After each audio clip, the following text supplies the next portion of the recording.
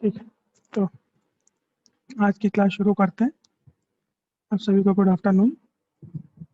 और अगर मेरी आवाज़ आप सभी तक पहुंच रही है तो आप अपने पार्टिसिपेंट वाले ऑप्शन में जाके यस वाला ऑप्शन क्लिक कर सकते हैं। वीर को आवाज़ पहुंच रही है, सूर्य प्रकाश को आवाज़ नहीं पहुंच रही है, अब पहुंचने लग गई। ठीक है, तो इस क्लास को शुरू कर रहे हैं। मुझे लग रहा है कि सारे बच्चे जितने मौजूद हैं सबको आवाज़ मेरी पहुंच रही है। तो अभी तक हम लोगों ने कितनी बात की थी उसको थोड़ा सा रिवीजन कर लेते हैं। उस रिवीजन को करते करते फिर हम लोग आज के कंटेंट पे बढ़ जाएंगे। आज मैं कोशिश करूंगा कि मैकेनिकल प्रॉपर्टीज़ का जो इंट्रोडक्शन वाला पोर्शन है वो मैं आप सबको बता के ख़त्म कर लूँ। फिर उस टेस्टिंग कैसे करनी है और मैकेनिकल प्रॉपर्टीज़ कैसे काम आती हैं इसके बारे में हम लोग थोड़ा सा बात कर लेंगे आपके अगली क्लास में। तो हम लोगों ने इस सब्जेक्ट कोड के अंतर्गत, है ना, केमी 303 के अंतर्गत हम लोगों ने सबसे पहले जो चर्चा करी थी कि हम लोग मटेरियल्स को क्यों पढ़ना चाहते हैं। तो डिस्कशन करके आप लोगों से बात करके ये फाइनलाइज हुआ कि हम लोग तो मटेरियल से ही घिरे हुए हैं, है ना। यहाँ तक कि हमारा शरीर भी एक मटेरियल है, हम मटेरियल को खाते पीते भी हैं और हम मटेरियल का ही इस्तेमाल करते हैं, है ना। और एज ए मैकेनिकल इंजीनियर्स हम लोग जो कुछ भी बना रहे हैं, जो कुछ बनाएंगे, जो भी बन चुका है वो किससे बना है, मटेरियल से बना है। तो इतनी बात पे चर्चा होगी तो मटेरियल हमारे लिए इतना इम्पोर्टेंट हो जाता है। इस बारे में भी हम लोगों ने चर्चा करी थी। इस चर्चा में और आगे बात करने गए तो डिस्कशन किया कि मटेरियल्स इंजीनियरिंग में पढ़ना क्या है।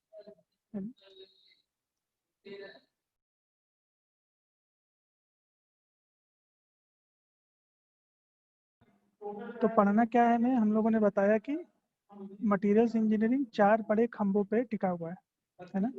पहला खंभा क्या है आपका, स्ट्रक्चर का खंभा है। दूसरा खंभा है प्रॉपर्टीज का खंभा। तीसरा खंभा है ट्रीटमेंट का खंभा। और चौथा खंभा है एप्लीकेशन का खंभा। ये चारों क्या थे इसको देखने में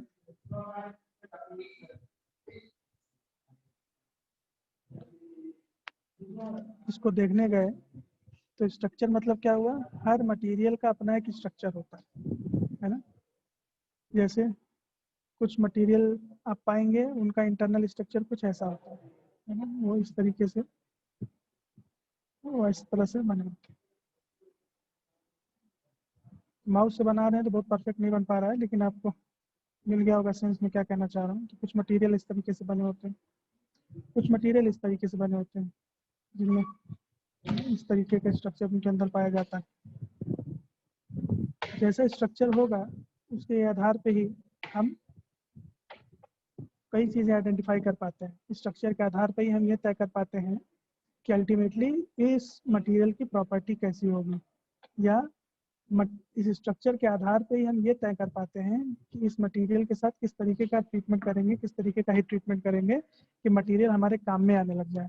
और उस स्ट्रक्चर के आधार पे ही हम ये भी तय कर पाते हैं कि ये मटेरियल हमारे किस काम में आने वाला है। तो पहला खंभा हमारा क्या हो जाता है, स्ट्रक्चर का खंभा हो जाता है।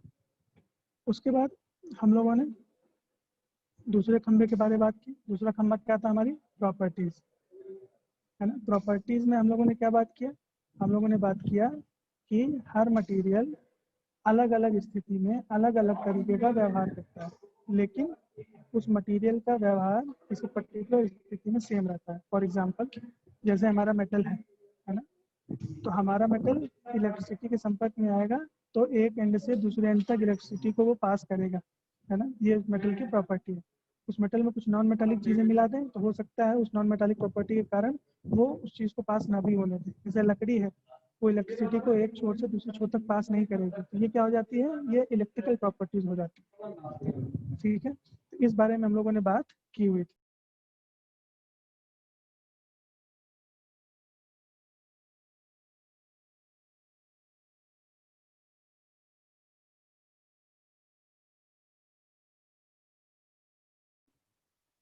ठीक, उसके बाद हम लोगों ने ये भी बात करी थी कि किस तरीके से हम हीट ट्रीटमेंट करके, वैसे तो ट्रीटमेंट हम कई तरीके के करते हैं, लेकिन अभी चूंकि बेसिक हम लोग मटेरियल्स इंजीनियरिंग पढ़ रहे हैं, तो मैंने बताया कि हीट का ट्रीटमेंट करके, ऊष्मा से ट्रीटमेंट करके मैं मैकेनिकल प्रॉपर्टीज को, मैं किसी भी वस्तु की, किसी भी मटेरियल के प्रॉपर्टी को मनचाही प्रॉपर्टीज में बदल सकता हूँ अगर उसमें संभावना हो तो।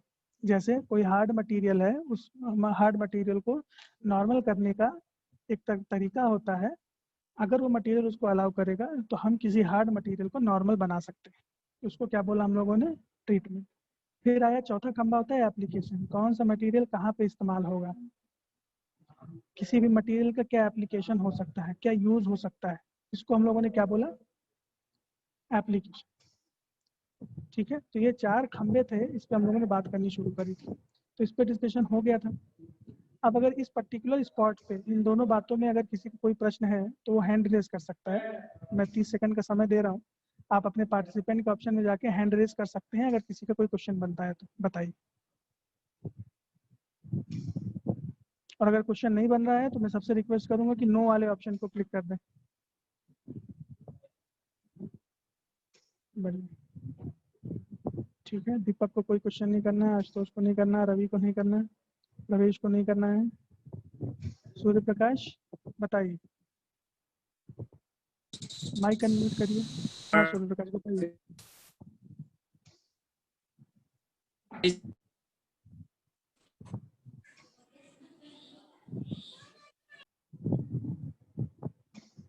बताइए सूर्य प्रकाश, आपकी आवाज कट रही है, नेटवर्क में आ जाइए थोड़ा सा।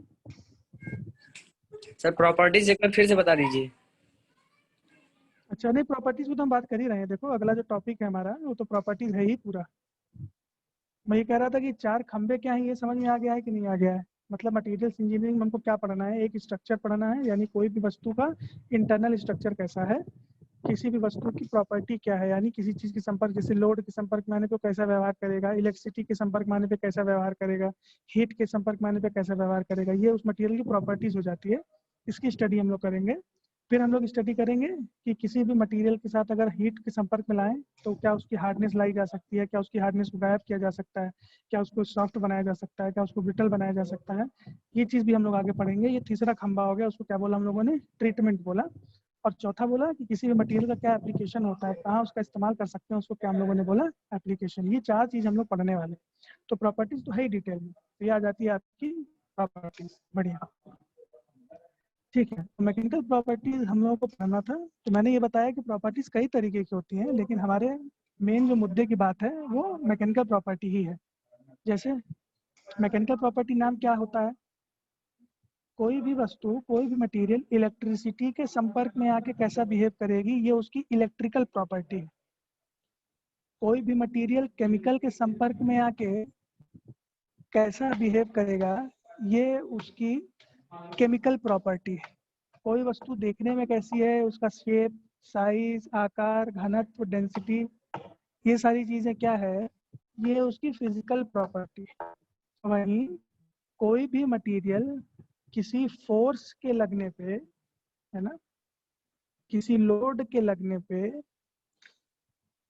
किस तरीके का बिहेव करेगा, ये उस मटेरियल की मैकेनिकल प्रॉपर्टी है। तो आपके सामने मैंने डेफिनेशन भी लिख दिया है कि the mechanical properties of a material affect how it behaves as it is loaded. Loaded का मतलब किसी फोर्स से उसको लोड करना।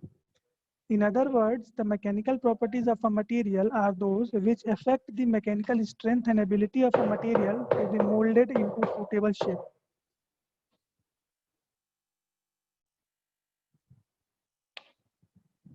ठीक है, उसके बाद हम लोग इन प्रॉपर्टीज के बारे में बात करने गए। इलास्टिसिटी को हम लोगों ने सबसे पहले समझने की कोशिश की। इलास्टिसिटी में क्या हम लोगों ने बात किया? इलास्टिसिटी में हम लोगों ने बात किया कि अगर मटेरियल पे हमने लोड लगाया हुआ है तो मटेरियल में डिफॉर्मेशन होगा। उस लोड को हटा लेने पे मटेरियल वापस आ जाता है अपने ओरिजिनल फॉर्म में। ये उस मटेरियल की इलास्टिक प्रॉपर्टी है ना। तो elasticity describes a material's tendency to return to its original size and shape when a distorting force is removed. Distorting force का मतलब क्या हुआ? वो फोर्स जो आपके मटेरियल में डिफॉर्मेशन लेकर आ रहा था, उसको हमने क्या बोला? Distorting force. उसके अलावा आप सबसे मैं कह रहा हूँ कि अगर इस बीच में कोई क्वेश्चन बनता है तो आप बिना संकोच के हैंड को अपना रेज कर सकते हैं। अगर मेरा ध्यान पार्टिसिपेंट लिस्ट पे जाएगा तो मैं उसके सवाल को एड्रेस करने की कोशिश करूंगा। ठीक है, तो ये हो गया आपका इलास्टिसिटी। फिर हम लोगों ने लास्ट क्लास में प्लास्टिसिटी भी पढ़ा था। प्लास्टिसिटी क्या बताया था कि plasticity is a mechanical property of a material that shows the ability to deform under stress without breaking while retaining the deformed shape after the load is lifted.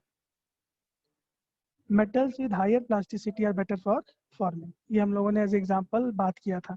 बात क्या किया था कि जब मैं किसी मटेरियल पे लोड लगाता हूँ तो मटेरियल डिफॉर्म हो जाता है। लोड हटाने के बाद अगर मटेरियल डिफॉर्म्ड रह गया तो ये उसकी प्लास्टिक प्रॉपर्टी कहलाई जाएगी। तो इलास्टिसिटी और प्लास्टिसिटी दो एकदम विरोधाभास चीजें हैं। इलास्टिसिटी में भी लोड लगा रहे हैं, प्लास्टिसिटी में भी लोड लगा रहे हैं। इलास्टिसिटी में भी मटेरियल का डिफॉर्मेशन हो रहा है, प्लास्टिसिटी में भी मटेरियल का डिफॉर्मेशन हो रहा है। इलास्टिसिटी में लोड को रिमूव करते हैं, प्लास्टिसिटी में भी लोड को रिमूव करते हैं, तब इलास्टिसिटी वापस इलास्टिक मटेरियल वापस अपने ओरिजिनल शेप एंड फॉर्म में आ जाता है, प्लास्टिक अपने ओरिजिनल शेप एंड फॉर्म में वापस नहीं आ पाता है। फिर प्लास्टिसिटी से ही रिलेटेड दो प्रॉपर्टीज हम लोगों ने पढ़ी, डक्टिलिटी और मेलिएबिलिटी। तो डक्टिलिटी और मेलिएबिलिटी दोनों ही एक तरीके से प्लास्टिसिटी का ही फॉर्म है, लेकिन चूंकि इनकी बिहेवियर अलग अलग है इसलिए इनको दो अलग अलग प्रॉपर्टीज के रूप में हम लोगों ने समझा। तो डक्टिलिटी क्या थी? डक्टिलिटी बताया कि मटेरियल की ऐसी प्रॉपर्टी जिसमें वो प्लास्टिक डिफॉर्मेशन के अंतर्गत चला जाता है बिना टूटे और वायर्स में कन्वर्ट हो जाता है, उसको क्या बोला हम लोगों ने? डक्टिलिटी। तो ductility is a material's ability to undergo plastic deformation. Plasticity की एबिलिटी होगी तो प्लास्टिक डिफॉर्मेशन में जा पाएगा। अब प्लास्टिक डिफॉर्मेशन क्या है? बिना टूटे वो एक पर्टिकुलर शेप में चला जाए। और कौन सा शेप की बात कर रहे हैं? यहाँ पे हम थिन मेटल वायर्स की बात कर रहे हैं। तो पतले तारों में कन्वर्ट हो जाए, इसको क्या कह रहे हैं? डक्टिलिटी की प्रॉपर्टी। मेलिएबिलिटी की प्रॉपर्टी किसको कह रहे हैं? पतली शीट में, पतली चादरों में कन्वर्ट हो जाए, इसको हम लोग कह रहे थे मेलिएबिलिटी की प्रॉपर्टी। डक्टिलिटी बना है डक्ट शब्द से और मेलिएबिलिटी बना है मैलेट शब्द से। डक्ट शब्द का मतलब होता है पतले महीन स्पेस वाली जगह, और मेलिएबिलिटी बना है मैलेट से। मैलेट का मतलब होता है लकड़ी वाला हथौड़ा। ठीक है, उसके बाद हम लोगों ने चार और हम लोगों ने डेफिनेशन समझी थी। टफनेस पढ़ा था, हार्डनेस पढ़ा था, स्टिफनेस पढ़ा था और ब्रिटलनेस पढ़ा था। तो इन चारों डेफिनेशंस को भी एक बार रिवाइज कर लेते हैं, फिर अगर कोई कंफ्यूजन होगा तो उसको एक बार एड्रेस कर लेंगे। उसके बाद हम लोग आगे बढ़ेंगे। आज टफनेस से लेके टफनेस, रेजिलियंस, क्रीप, फटीग, इस तरीके की चीज़ों पे आज हम लोग बात करने वाले हैं। तो टफनेस किसको बोला? टफनेस बोला कि टफनेस मटेरियल की उस एबिलिटी को कह रहे हैं कि वो टूटने से पहले कितनी एनर्जी अपने अंदर एब्जॉर्ब कर पाता है। या इसको इस तरीके से कह सकते हैं कि किसी मटेरियल पे हम फोर्स लगाते चले जाते हैं, है ना। अब फोर्स भी देखिए, ये बहुत ज़रूरी चीज़ है। दो तरीके के फोर्स की हम यहाँ पे बात कर रहे हैं। फोर्सेस तो बहुत से तरीके के होते हैं, लेकिन यहाँ पे हम दो तरीके के फोर्सेस की बात कर रहे हैं। एक फोर्स ऐसा है जो लग रहा है, हट रहा है, लग रहा है, हट रहा है, इसको कहते हैं साइक्लिक लोड। जैसे ब्रिजेस पे, जैसे जो पुल होते हैं, है ना, उस पर ट्रक गुजरा तो लोड लगा, ट्रक चला गया तो लोड हट गया, है ना। कुछ लोड ऐसे होते हैं जो लगातार लगे ही रहते हैं। जैसे कि आप किसी टेबल पे, किसी मेज पे कोई भारी चीज रख दो तो वो लोड लगातार क्या हुआ है? लगा ही हुआ है ना। तो इन दोनों ही लोडों को कंसीडर करते हुए हम बात कर रहे हैं कि टूटने से पहले तक कितनी एनर्जी या कब तक नहीं टूटता है, ये किसी मटेरियल की कौन सी प्रॉपर्टी है? टफनेस की प्रॉपर्टी है। हार्डनेस किसको कह रहे थे? कि मटेरियल को जब हम लोड लगाते हैं, उस मटेरियल की प्रॉपर्टी जिसके तहत वो अपने ऊपर किसी तरीके का स्क्रैच न लगने दे, टूटन फूटन ना होने दे, कोई छेद न बनने दे, उसको क्या बोला हम लोगों ने प्रॉपर्टी को? हार्डनेस। तो hardness is the property of a material how much it resist localised pressure. किसी पर्टिकुलर स्पॉट पे कितना प्रेशर लग रहा है उसको रेजिस्ट करने की प्रॉपर्टी क्या बोला? हार्डनेस। स्टिफनेस क्या बोला? किसी भी तरीके के डिफॉर्मेशन को जो रेजिस्टेंस देता है उसको क्या बोला हम लोगों ने, स्टिफनेस। ब्रिटलनेस क्या बोला, किसी लोड के लगने पे जब बिना कोई डिफॉर्मेशन दिखाए या कोई बहुत गंभीर डिफॉर्मेशन दिखाए कोई मटेरियल टूट जाता है तो इसको क्या कहते हैं, ब्रिटलनेस। तो इतनी हम लोगों ने बात किया था। यहाँ तक अगर किसी का कोई प्रश्न है तो उसको हम लोग ले लेते हैं। उसके बाद इन सारी ही डेफिनेशंस को हम लोग एक स्ट्रेस स्ट्रेन कर्व में समझने की कोशिश करेंगे। अगर कोई प्रश्न नहीं है तो आप लोग क्रॉस मार सकते हैं, और अगर प्रश्न है तो या तो क्रॉस मत मारिए या तो हाथ ऊपर कर लीजिए। ठीक है, तो रवि विश्वकर्मा, बढ़िया, किसी को कोई प्रश्न नहीं करना है। ठीक है, तो आगे बढ़ते हैं। आज हम लोग टफनेस के बारे में बात कर लेते हैं, है ना। तो टफनेस की जो डेफिनेशन लिखी है आपके सामने वो क्या कहती है कि toughness is the ability of a material to absorb the energy and gets plastically deformed without fracturing. अब अगर ध्यान से देखने जाए, हाँ आशुतोष आपको ब्रिटलनेस पूछना है, ठीक है। जी सर। हाँ आशुतोष बताइए। जी सर, वही ब्रिटलनेस। ब्रिटलनेस किसी मटेरियल की ये प्रॉपर्टी है कि जब मैं किसी मटेरियल को लोड के इन्फ्लुएंस में लाता हूँ, लोड के अंदर लाता हूँ, या मैं उस पर लोड लगाता हूँ, तो बिना कोई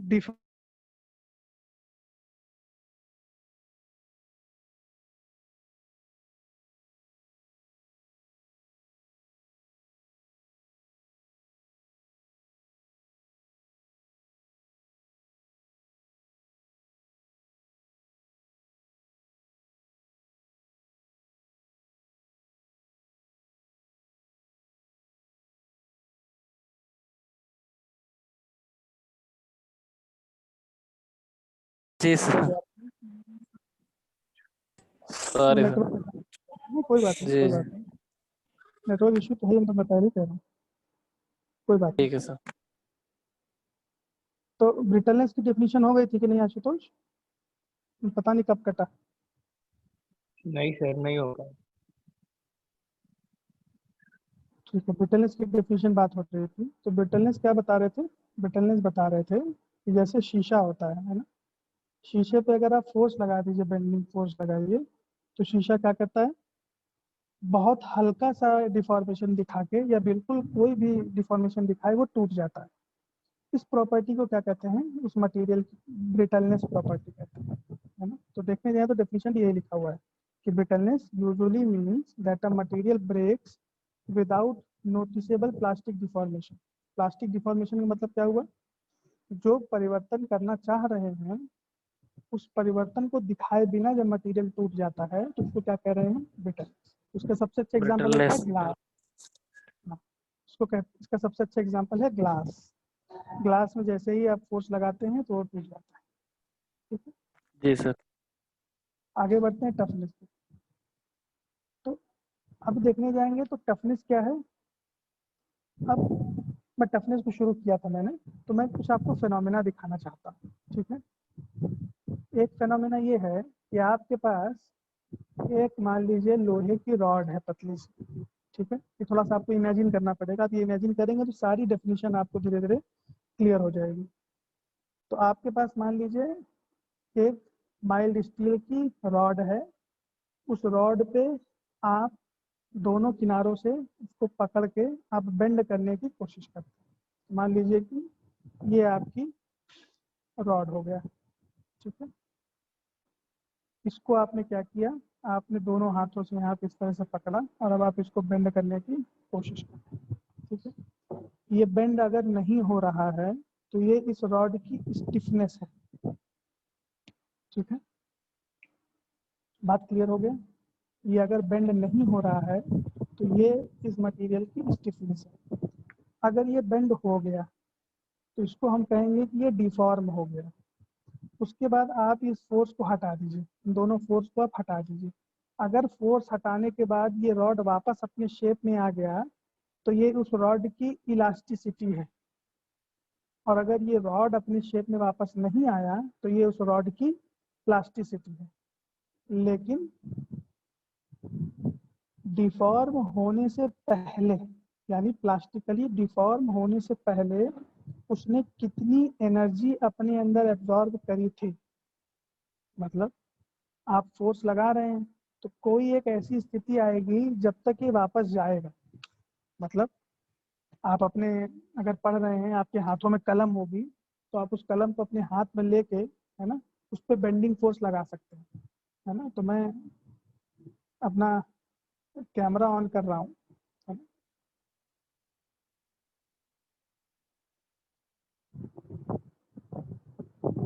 तो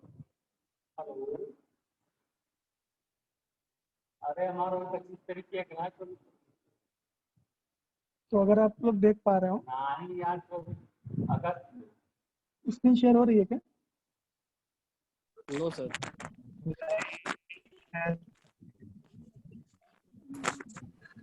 अभी स्क्रीन शेयर हो रही है? जी सर। ठीक है, यस आवाज भी आ सर, रही होगी। दिख रहा तो आप सबको ऑन करने की जरूरत नहीं है, मैं सिर्फ आपको बता रहा हूँ कि जैसे आपने ये पेन ले लिया, ठीक है, अब आप इसको मोड़ने की कोशिश कर रहे हो, फोर्स लगा रहे हो, तो जब ये नहीं टूटता, जब ये नहीं मुड़ता है तो ये इसकी स्टिफनेस है। जब ये मुड़ जा रहा है तो ये इसकी डिफॉर्मेशन है। इस पर फोर्स हटाने के बाद ये वापस अपनी जगह पे आ जा रहा है। ये इस मटेरियल की इलास्टिसिटी है। और अगर फोर्स लगाने पे ये ऐसे ही मुड़ा रह जाए, फोर्स मैंने हटा दिया और ये मुड़ा ही रह जाए, तो ये इस मटेरियल की क्या हो जा रही है, प्लास्टिसिटी। लेकिन ये मुड़ा ही रह जाए तब तक उसने कितनी एनर्जी एब्जॉर्ब करी, ये उस मटेरियल की टफनेस कहलाएगी।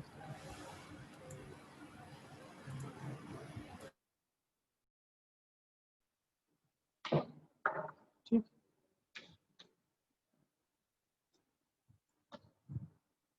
तो उस मटेरियल की क्या कहलाएगी, टफनेस। तो जाहिर सी बात है यहाँ पे फ्रैक्चर नहीं हुआ है ना। अब अगर ये यहीं पे फ्रैक्चर हो जाता है ना,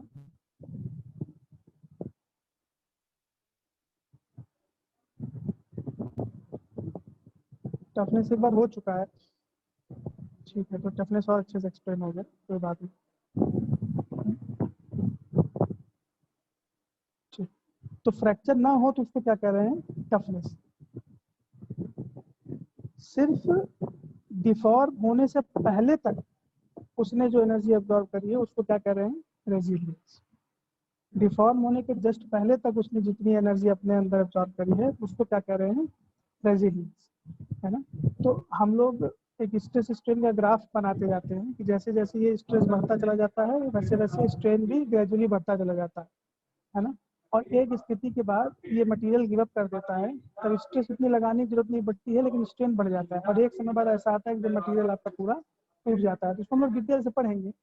तो इस पर्टिकुलर स्पॉट पे, यहाँ पे जहाँ पे ये मान लेता है, हार मान लेता है कि अच्छा ठीक है अब आप फोर्स लगाएंगे तो मैं मुड़ने के लिए तैयार हूँ, इसके पहले तक ये जो एरिया आपका दिखाई दे रहा है इसको क्या कह रहे हैं, रेजिलियंस।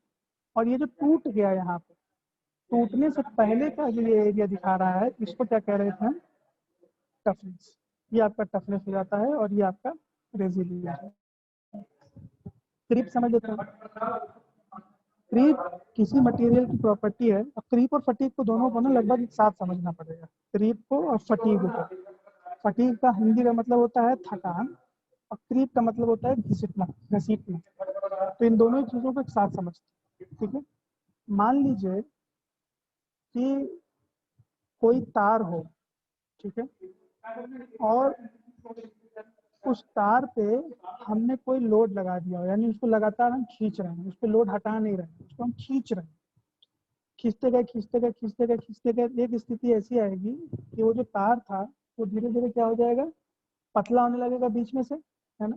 और एक स्थिति ऐसी आएगी जब वो आपको फोर्स लगाने की भी जरूरत नहीं पड़ेगी, वो अपने ही वेट के अंदर टूटने की टेंडेंसी उसके अंदर आ जाएगी। इसका मतलब क्या हुआ,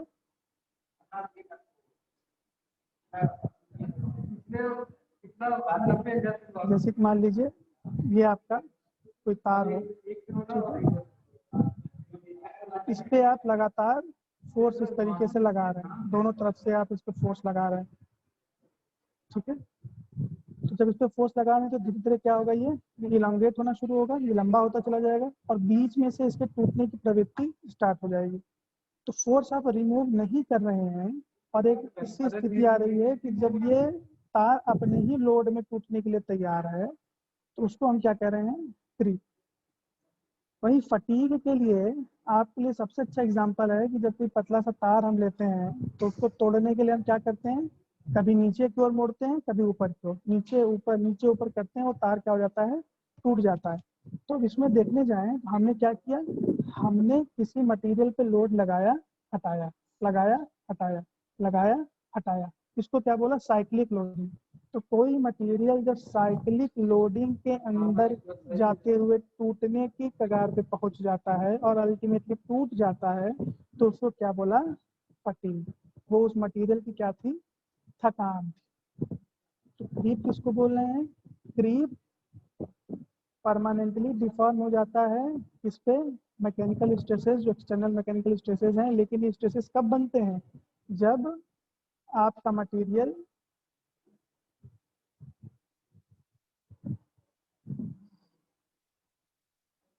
परमानेंट लोड पे लगा रहता है, एक लगातार किसी लोड पे लगा रहता है। वही फटीग हम किसको कह रहे हैं, फटीग कह रहे हैं किसी ऐसे स्थिति पे जब लोड लग रहा है, रिपीटेड लोड लगता है, हट जाता है, लगता है, हट जाता है, तब अपनी स्थिति से पहले, जैसे कि मान लीजिए कि कोई लोड हो, वो 10 पास्कल के लोड पे टूटता हो, है ना, लेकिन थकान के अंदर वो 3 पास्कल पे ही टूट गया। ये तब होगा जब मैं किसी मटेरियल को लोड कर रहा हूँ, अनलोड कर रहा हूँ, लोड कर रहा हूँ, अनलोड कर रहा हूँ। ऐसी स्थिति क्या बोला, फटीग या मटेरियल की थकान। रेजिलियंस पे बात हो चुकी है। रेजिलियंस क्या बोला, अपनी प्लास्टिसिटी, अपनी इलास्टिसिटी छोड़ने से पहले मटेरियल कितना एब्जॉर्ब कर लेता है, इसको क्या बोल रहे हैं हम, रेजिलियंस, ठीक है। वही मटेरियल टूटने से पहले कितनी एनर्जी एब्जॉर्ब कर लेता है, उसको बोल रहे थे हम टफनेस। तो अगर यहाँ पे देखने जाएं तो एग्जाम पॉइंट ऑफ व्यू से या वाइवा पॉइंट ऑफ व्यू से भी, क्योंकि चीज़ें वाइवा में पूछी जाती हैं, तो आपसे कोई भी जो फैकल्टी आएगा वो अंतर पूछेगा इलास्टिसिटी और प्लास्टिसिटी में। फिर दूसरा अंतर पूछ सकता है डक्टिलिटी और मैलिएबिलिटी में। फिर वो 3 चीजें आपसे एक साथ पूछेगा, टफनेस, हार्डनेस, स्टिफनेस। उसके साथ में वो हार्डनेस और ब्रिटलनेस भी साथ में पूछ सकता है। वो आपसे डक्टिलिटी और ब्रिटलनेस भी साथ में पूछ सकता है, क्योंकि एकदम विरोधाभास चीजें, है ना।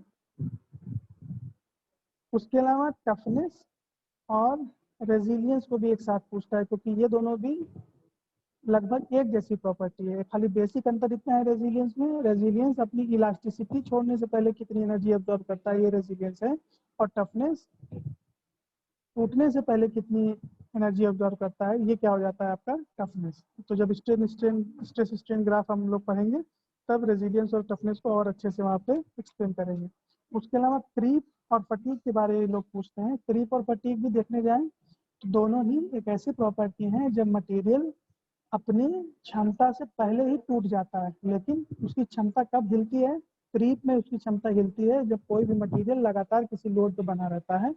वहीं फटीग में हम किसी मटेरियल पे लगातार लोडिंग कर रहे हैं, अनलोडिंग कर रहे हैं, लोड लगा रहे हैं, लोड हटा रहे हैं। तो यहाँ तक अगर किसी को कोई प्रश्न हो तो आप काइंडली अपने हैंड को रेज करके पूछ सकते हैं।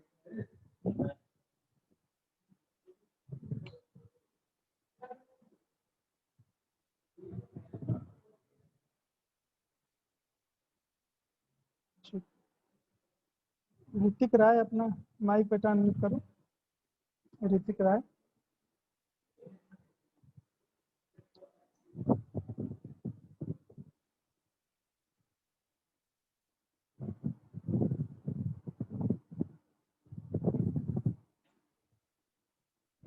ऋतिक, आप तक आवाज पहुंच रही है हमारी?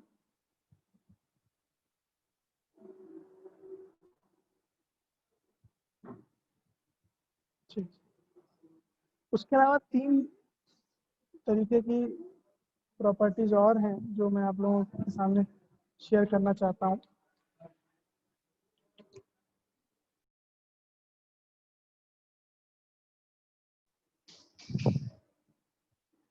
चार तरीके की प्रॉपर्टीज और हैं जो मैं आप लोगों के जो सामने, नीचे दिख रहा है क्या सर, वही 4 प्रकार के? हाँ ये मशीनेबिलिटी, वेल्डेबिलिटी, फॉर्मेबिलिटी, हार्डनेबिलिटी। ये वैसे तो एक्चुअल प्रॉपर्टीज में कंसीडर नहीं किए जाती हैं, लेकिन अगर ध्यान से देखने जाएं तो हमको जब एक्चुअल में काम करना होता है, एक्चुअल में प्रोडक्शन करना होता है, तो ये चारों ही तरीके की प्रॉपर्टी हमारे लिए बहुत इंपॉर्टेंट हो जाती है। मशीनेबिलिटी किसको कह रहे हैं? कोई भी मटेरियल जब किसी मशीन के संपर्क में आता है तो वो कैसा बिहेव करता है, ये उसकी मशीनेबिलिटी।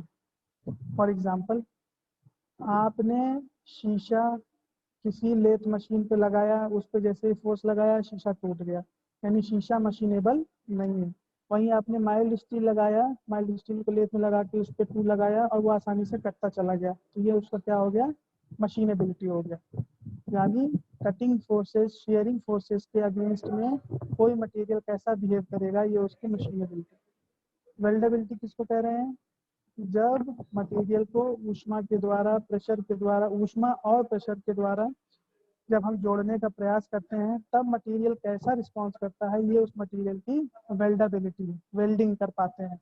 तो जैसे माइल्ड स्टील लेते हैं, 2 माइल्ड स्टील लिया आपने, बीच में उसको हीट किया, उस पर प्रेशर डाला, तीसरा मटेरियल डाल के उसको जब जोड़ने की कोशिश की तो माइल्ड स्टील जुड़ जाता है। वही यही प्रयास जब मैं लकड़ी के साथ करता हूँ तो लकड़ी उसका रिस्पॉन्ड नहीं करती है, बल्कि लकड़ी क्या होती है? जलने लग जाती है। तो लकड़ी वेल्डेबल नहीं है, वही माइल्ड स्टील वेल्डेबल है।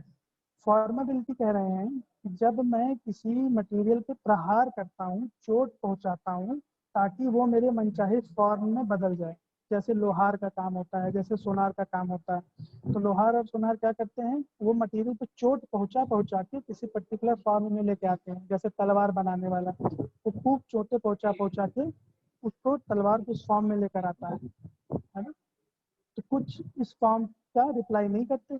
जैसे हीरा है, उसको आप चाहे जितनी चोट मारिए वो चकनाचूर हो जाएगा, लेकिन दूसरे फॉर्म में चोट पहुंचा के आप उसको परिवर्तित नहीं कर सकते।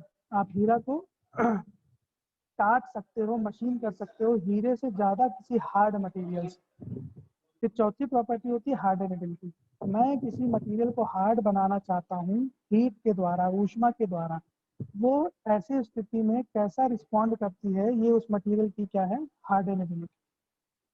तो आज हम लोगों ने हार्डनेबिलिटी के बारे में बात किया, फॉर्मेबिलिटी के बारे में बात किया, वेल्डेबिलिटी के बात किया, मशीनेबिलिटी के बारे में बात किया। आज हम लोगों ने रेजिलियंस और टफनेस के बीच में डिफरेंस को समझा। आज हम लोगों ने क्रीप को समझने की कोशिश की। आज हम लोगों ने फटीग को समझने की कोशिश की। और बाकी हम लोगों ने आज रिवीजन किया। अब कल जब हम लोग मिलेंगे तब हम लोग स्ट्रेंथ पे बात करेंगे और स्ट्रेस स्ट्रेन कर्व पे भी हम लोग थोड़ा सा बात करेंगे। और उस स्ट्रेस स्ट्रेन कर्व पे, वो माइल्ड स्टील पे बना हुआ स्ट्रेस स्ट्रेन कर्व होगा, उस पे इन सारी प्रॉपर्टीज को एक बार देखने का प्रयास करेंगे। उसके बाद इन प्रॉपर्टीज को कैसे मापा जाता है, इसको कैसे नापा जाता है, इस चीज के भी हम लोग अगली क्लास में चर्चा करने का प्रयास करेंगे। तो अभी अपने पास लगभग 3 मिनट के आसपास का समय बचता है। आप लोगों का कोई यहाँ पर प्रश्न हो तो मैं उस प्रश्न को लेना चाहूँगा। बताइए। दीपक चौहान, बताइए बच्चा।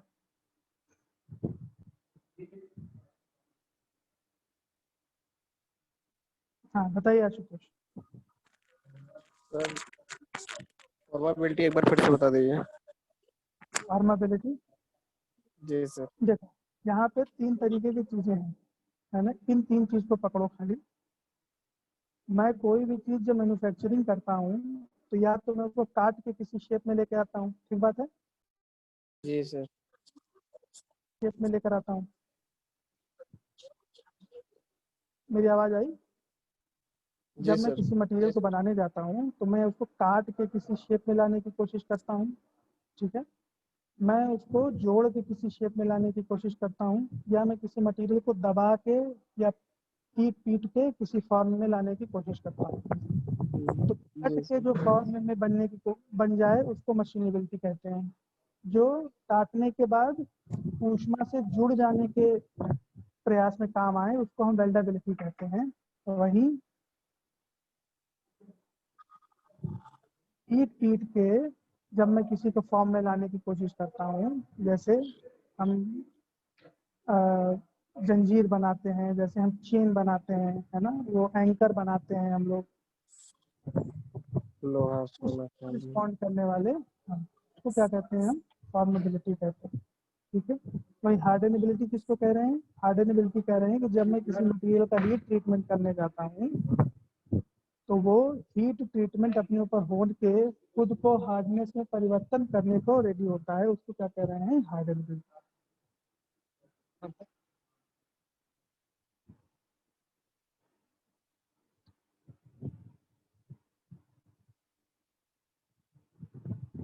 ठीक है सर।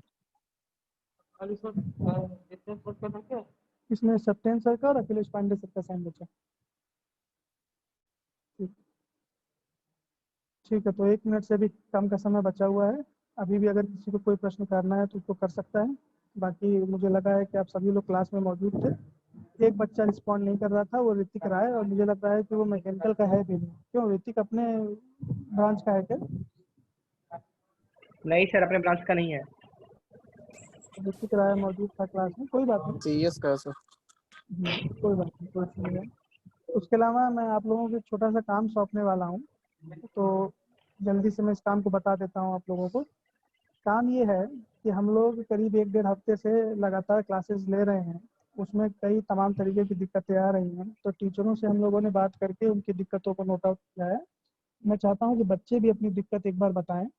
तो आशुतोष, मुझे लगता है कि आप सबके संपर्क में होंगे, तो सारे बच्चे आशुतोष के पास अपनी समस्या नोट करा दें। उसके बाद आशुतोष आप उन सारी समस्या का लिस्ट बना के मुझको व्हाट्सएप कर देना, तो उस समस्या का क्या समाधान निकल सकता है इस पर हम लोग बात कर लेंगे। ठीक है आशुतोष?